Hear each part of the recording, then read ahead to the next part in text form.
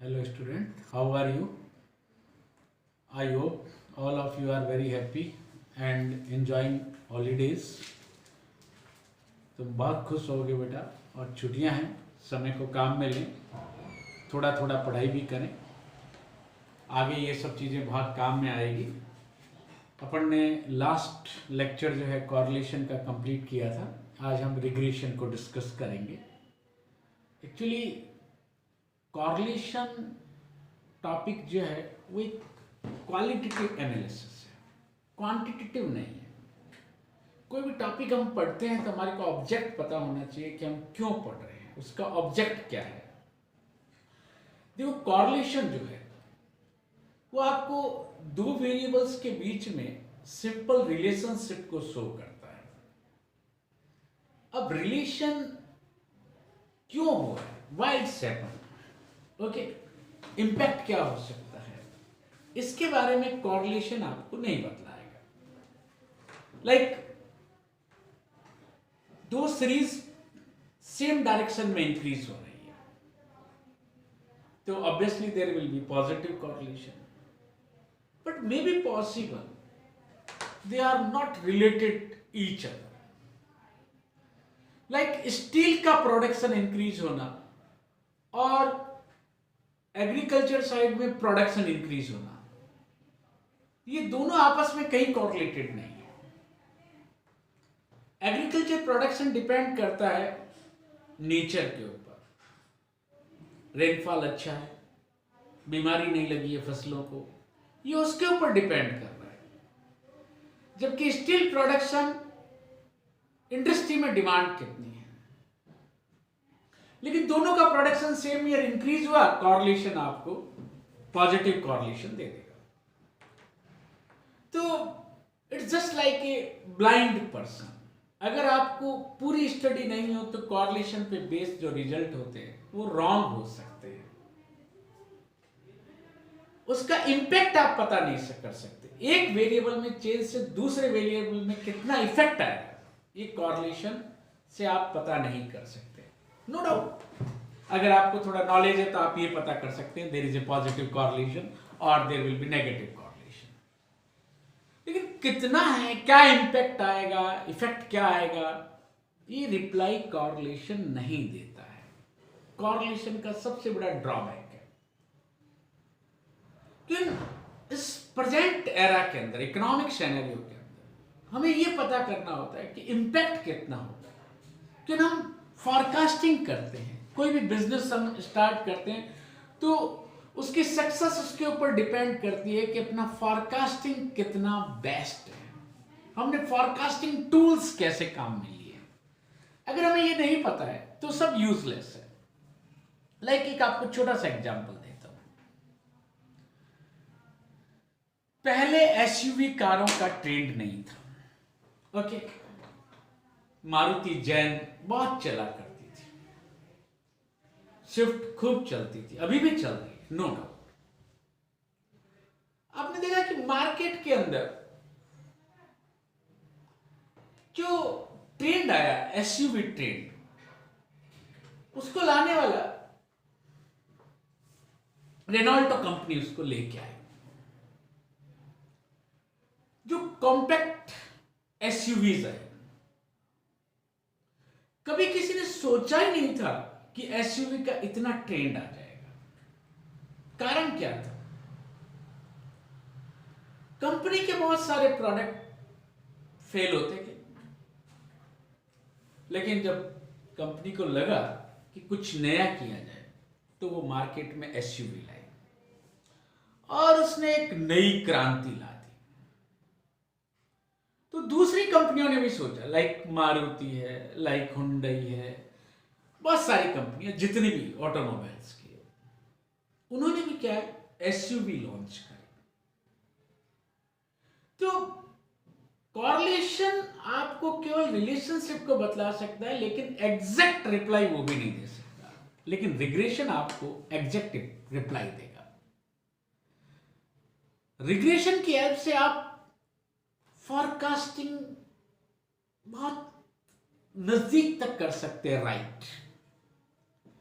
Like अगर कोई employee कहता है sir there is a inverse relationship between price and quantity demanded, मांग और कीमत में विपरीत संबंध है।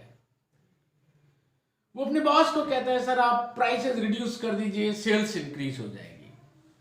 बॉस का नेक्स्ट क्वेश्चन ये होगा how much sales will be increase. अगर मैं आपको स्कीम देता हूं, प्राइस रिड्यूस करता हूं, तो हाउ मच का रिप्लाई कॉरलेशन नहीं दे सकता है। आप कहते हैं साहब आजकल जो ट्रेंड चल रहा है उसके अंदर कलर अच्छे अच्छे आने चाहिए, इंटीरियर चेंज होना चाहिए। कंपनीज आप देखते हैं बहुत माइन्यूटली एनालिसिस कराती है। तो नेक्स्ट क्वेश्चन होता है कि how much sales will be increase. आप देखते हैं मारुति ने आजकल सेलिंग के दो पार्ट कर दिए, एक मारुति एक नेक्सा। क्यों किए? सोच के देखिए कि उन्होंने लगा कि कस्टमर जो है आजकल थोड़ा डिफरेंट चाह रहा है। अगर वो थोड़ा कॉस्टली सेगमेंट पे जाना चाह रहा है तो उसे कुछ लगना चाहिए कि मैं औरों से डिफरेंट शोरूम में एंटर हो रहा हूं। तो नेक्सा शोरूम आप देख रहे हैं कि मारुति के शोरूम पे जाइए, नेक्सा के जाइए, होंडे के जाइए, आप जाकर के विजिट करके आते हैं और तुरंत कंपनी के फोन आने लग जाते हैं। लाइक आपका वहां पे वेलकम कैसा हुआ, क्या प्रोडक्ट के बारे में सही जानकारी दी गई कि नहीं दी गई, क्या आप सेल्समैन के जो है एटीट्यूड से सेटिस्फाइड है कि नहीं, आपको पानी ढंग से पिलाया गया कि नहीं पिलाया गया, वहाँ का एनवायरनमेंट कैसा था, आपके साथ बिहेवियर कैसा था, आपको जो है लोन स्कीम्स बताई गई कि नहीं बताई गई, फीचर्स को ढंग से एक्सप्लेन किया कि नहीं किया, आप रेटिंग दीजिए। तो वो जानते हैं कि आज कस्टमर हो सकता है कि वैसे ही घूमने के लिए शोरूम में गया हो, रूटीन में चला गया हो, लेकिन ये हमारा कल का कस्टमर है। ये सब बातें हमारी कंपनी पे इफेक्ट डालेगी, क्योंकि मारुति किस लिए चल रही है और से आगे केवल इंडियन मेंटेलिटी के ऊपर कि हर जगह इसकी सेल्स सर्विसेज बहुत बड़ी है, हर कंपनी की है, लेकिन मारुति ने अपने दिमाग में बैठा रखा है। आपने एक एड देखा होगा जब हुंडई मार्केट में लॉन्च हुई थी तो मारुति ने एक एड निकाला था।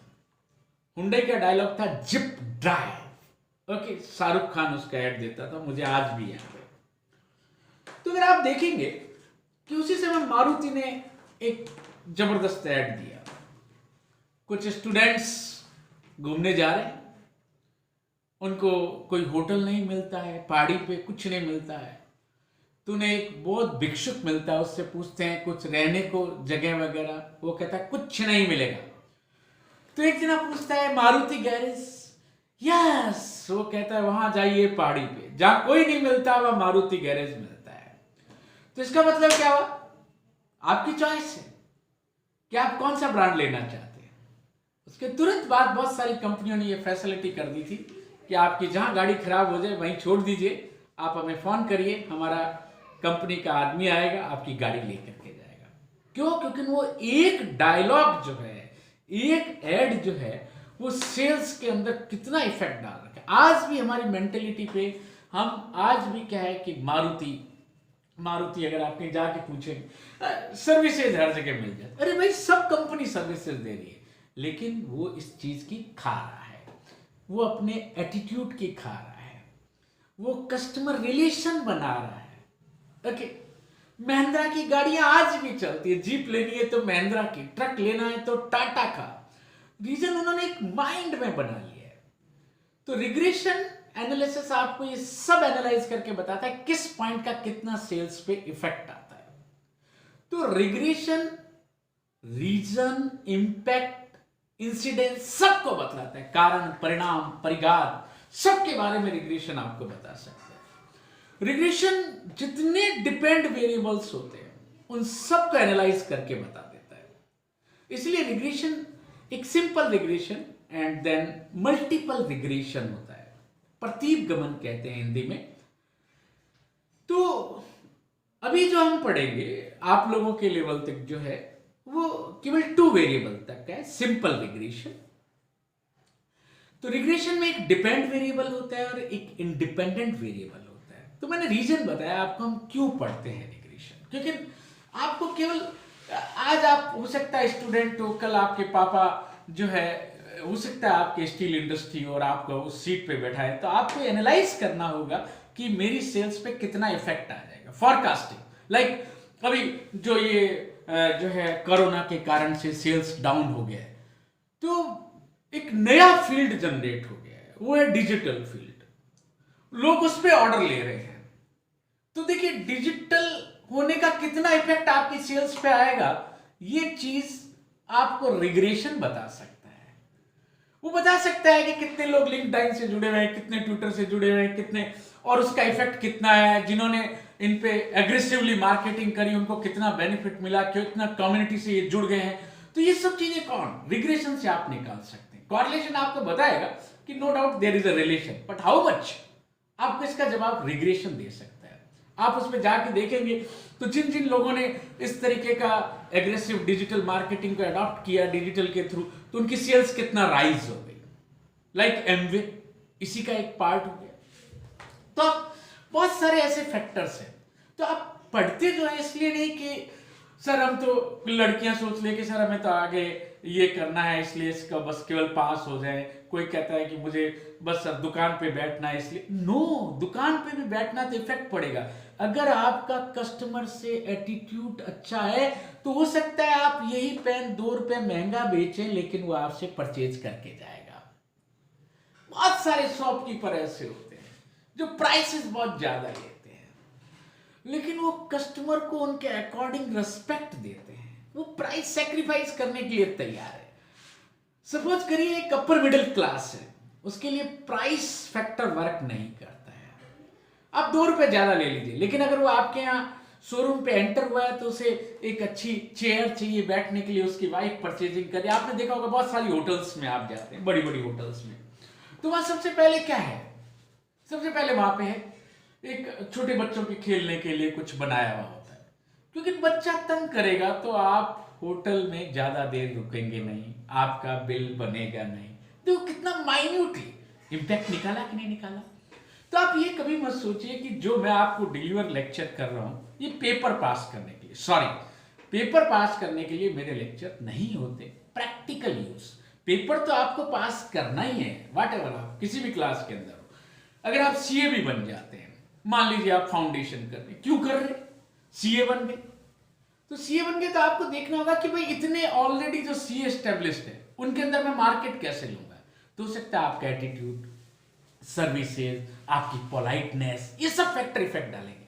वो सब हो सकता है कि आप किसी अच्छे सीए को सोच रहे हो कि यार अपने वाला सीए तो बहुत ज्यादा इगोस्टिक हो गया है, बहुत ज्यादा खिंचाई करता है, तो आपका हो सकता है कि आपका व्यवहार दूसरे को अच्छा पसंद आ जाए, आपकी प्रोजेक्ट रिपोर्ट पसंद आ जाए, आपकी डीलिंग करने का तरीका पसंद आ जाए, आपके नए नए आइडियाज उसको पसंद आ जाए, तो वो हो सकता है कि सारा काम आपको दे दे। तो रिग्रेशन जो है वेरियस वेरिएबल्स की स्टडी करता है और उसका इंपैक्ट कैलकुलेट करके देता है।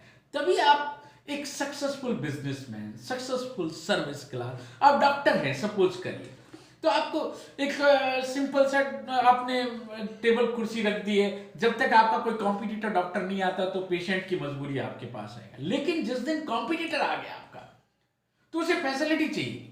उसने सपोज करिए एक अच्छा सा चेंबर बनाया पेशेंट के बैठने के लिए, एक सिस्टमेटिक बहुत ही तहजीब से बात करने वाला उसने आपके अटेंडेंट रख दिया है, आपको सिस्टम दे देता है कि सर आप इतने टाइम बाद आ जाइएगा एंड सो ऑन, डॉक्टर साहब इतने बजे मिलेंगे, बहुत ही स्मूथ तरीके से डॉक्टर भी आपसे बहुत ही स्मूथली बात करता है। तो पुराने वाले डॉक्टर की प्रैक्टिस खत्म।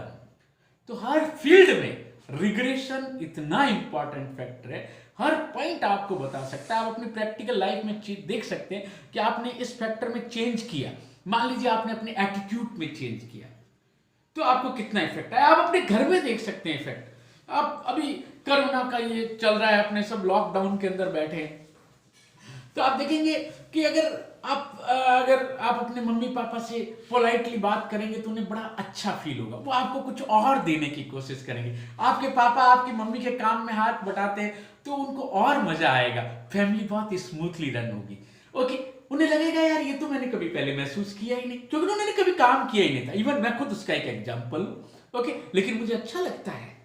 तो हर जगह रिग्रेशन आप चेक कर सकते हैं कि आपके इस एटीट्यूड से कितना इंपैक्ट आया, आइदर सेल्स, आइदर आपकी professional life, either family life, each and everything. Film star. आप देखिए अमिताभ बच्चन ने अपने आप को कितना चेंज कर लिया। उसका कौन बनेगा करोड़पति में देखिए कितना रेस्पेक्ट से वो लेके आते हैं। आज भी कौन बनेगा करोड़पति क्यों चल रहा है, सब अमिताभ की वॉइस को सुनना चाहते हैं। तो उसका कारण क्या है, उसका डायलॉग डिलीवरी, उसका वे ऑफ टॉकिंग, उसका अटेंड करने का तरीका, ये सब किसके ऊपर इफेक्ट डालते हैं, उसकी ब्रांड वैल्यू के ऊपर। बहुत सारे आए लेकिन कोई सक्सेस नहीं हुआ इसके अंदर। अब यही आ जाइए बिग बॉस, ठीक है, वो यूथ पसंद कर रहा है तो उन्होंने उसको ब्रांड, उन्होंने देख लिया लोग क्या देखना चाहते हैं, इंपैक्ट क्या क्या आता है। तो वेरियस माइन्यूट फैक्टर्स, ओके, ये सब हम किस में स्टडी करते हैं, रिग्रेशन में। There are various dependent variables, but out of them कुछ वेरिएबल्स को हम स्टडी करते हैं। लेकिन क्वेश्चन करने के पॉइंट ऑफ व्यू से अभी प्रेजेंट में हम केवल आपको सिंपल रिग्रेशन सिखाएंगे। तो देखिए सिंपल रिग्रेशन में एक डिपेंडेंट वेरिएबल होगा और एक इंडिपेंडेंट वेरिएबल होगा। तो मैं इक्वेशन लिख रहा हूं, लाइक जब मैं लिखता हूं x on y, it means x is dependent variable and y is independent variable. Okay, तो x minus x bar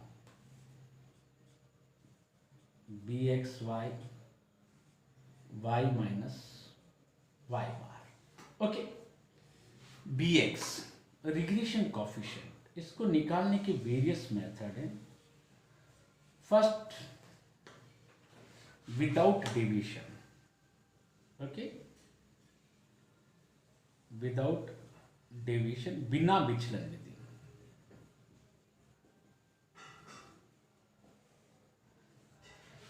b x Y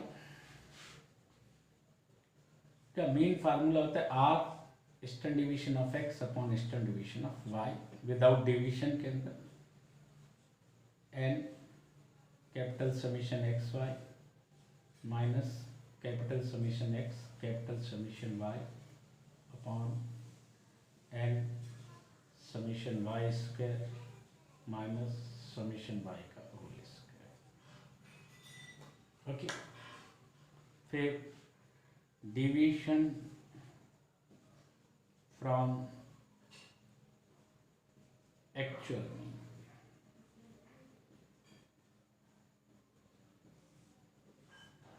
bxy equals to small summation xy upon, देखिए n small summation x square. पहले इसका एक form और दे देता हूँ, stand deviation of x का पूरा दे देता हूँ आपको, फार्मूला डेरिवेशन कैसे हो। देखिए r standard deviation of x upon standard deviation of y, तो इसका डेरिवेशन बता देता हूँ पूरा ही आपको। आर का फार्मूला आप सब लोगों को पता है, under root summation x y upon n standard deviation of x standard deviation of y dot, आप लोगों की क्लियरिटी के लिए कर रहा हूँ, ध्यान रखिएगा।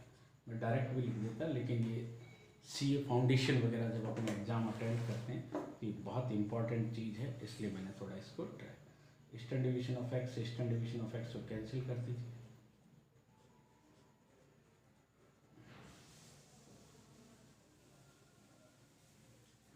स्क्वायर हो गया x y summation small y square upon n, root हट जाएगा कैंसिल। तो मैं जो डायरेक्ट लिख रहा था वो पूरा आपको मैंने खोल करके दिया है।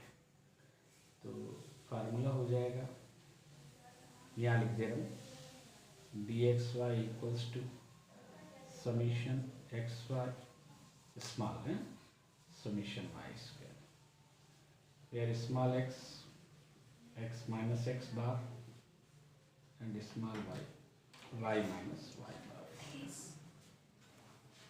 Okay, and third formula, when deviations taking from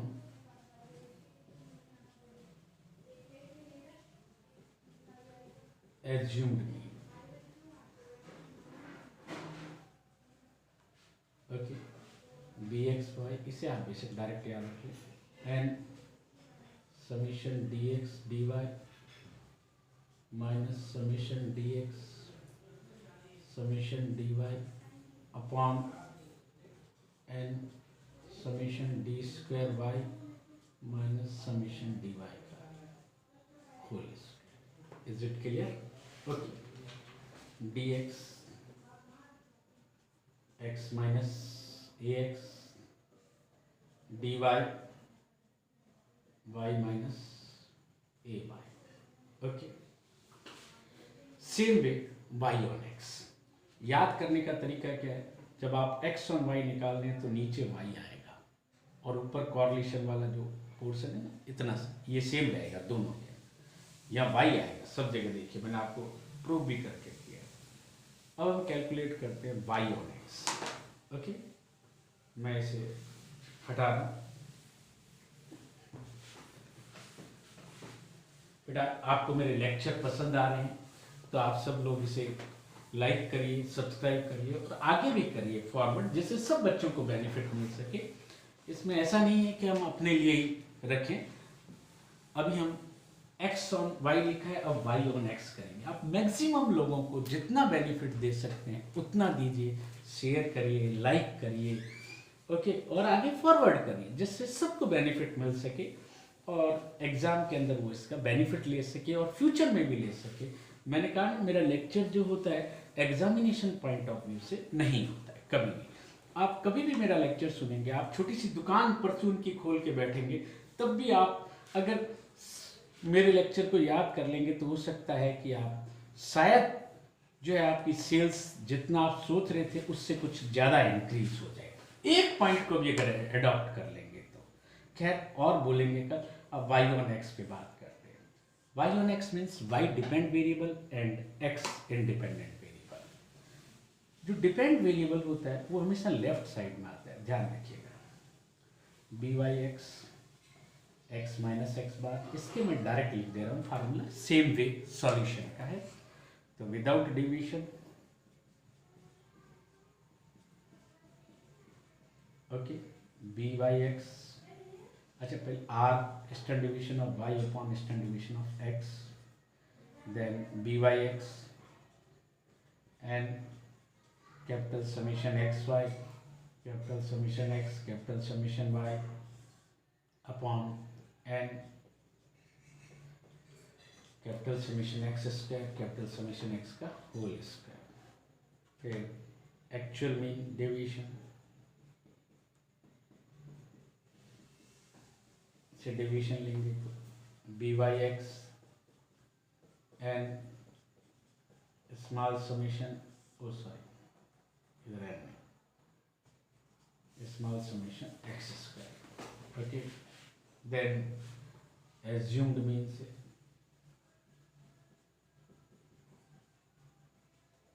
deviation, तो उस केस में B Y X equals to N summation D X D Y minus summation D X summation D Y upon N summation D square X minus summation D X का whole square, okay.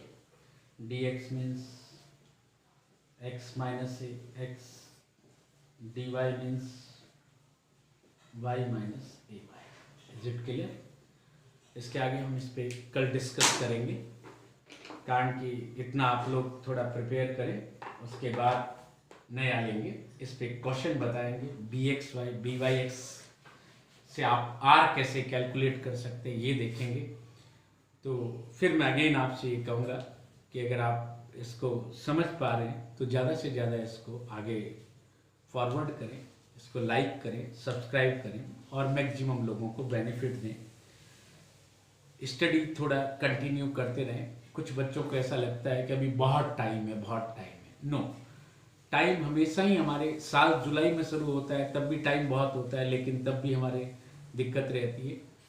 इसलिए regular रखिए। आपको एक अच्छा मौका मिला है, बस स्लोली स्लोली आप अपना कोर्स करते रहें और मैं भी मज़े में आपको करा रहा हूँ।